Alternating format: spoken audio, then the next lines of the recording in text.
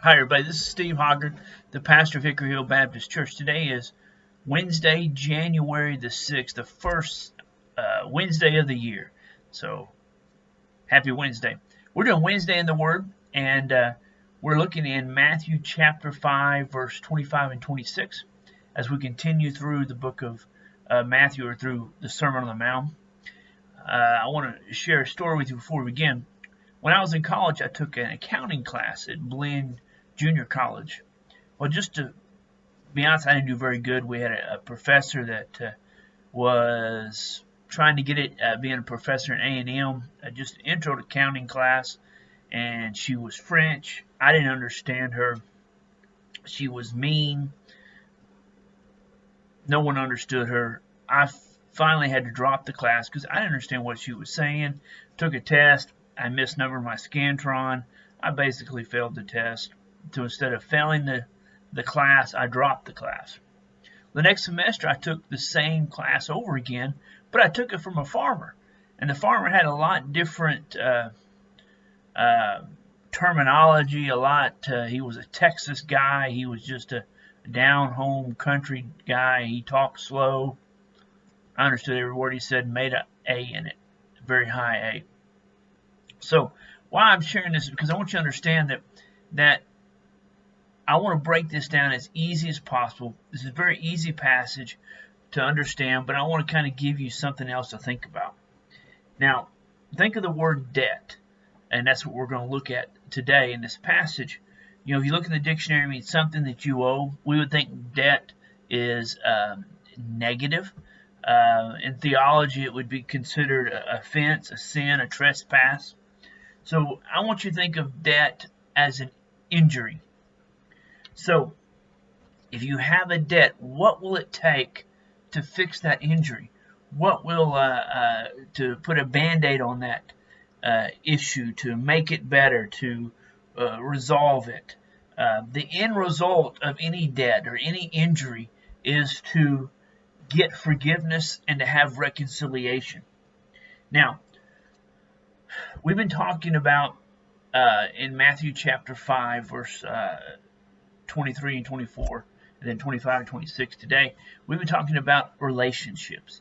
Talking about verse 23 and 24, where he says, hey, if you're in line to offer your gift to worship, but you realize you have something against your brother, some debt against your brother, leave your gift there and go and reconcile that and come back and offer your gift. In other words, Jesus is talking about, hey, get your vertical relationship right. How you get your vertical relationship right is get your horizontal relationship right with your brother. And so, in other words, it's important to get forgiveness, to reconcile with your brother, to make that relationship right. Now, Jesus goes on a little further in our text today and says, guys, let me show you why it is so important. See, not only our debt, our injury that we cause people, and sometimes we don't even know that we cause injury to people. But when we have that injury toward people, it affects not only our relationship with God, but also our relationship with each other. Now, here's a result of that relationship, how it affects our relationship with others. Now, verse 25 and 26. Continuing on, verse 23 and 24, he says, settle matters quickly with your adversary who is taking you to court.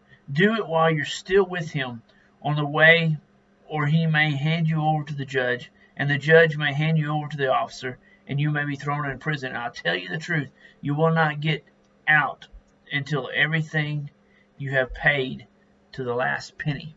So what this is talking about is you're on the way to court. You injured somebody, and that person wants to get that injury resolved, so he takes you to court. And as you're going to court, try to get that resolved quickly as possible before you get to court. Because once you're on that docket, once you enter that courtroom in that day, there was no making amends then. It's turned over to the judge, and the judge has the final say. And whatever the judge says, and he's going to hand you over to the officer, and the officer's going to throw you in prison, and you're going to have to stay in prison until you get that paid. I always thought about this. If you're in prison, how are you going to make money to pay that debt? You're going to be in prison for quite a while. So the understanding of this passage, what Jesus is trying to get at is, guys, you need to really work on getting that relationship right with your brother.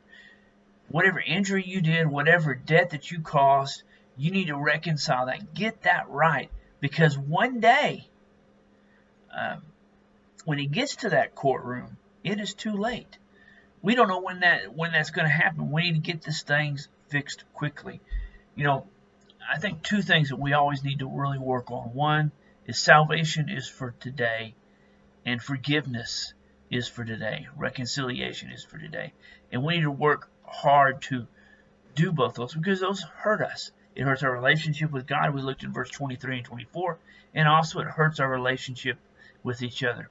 Guys, I could have easily stuck these two passages together last week.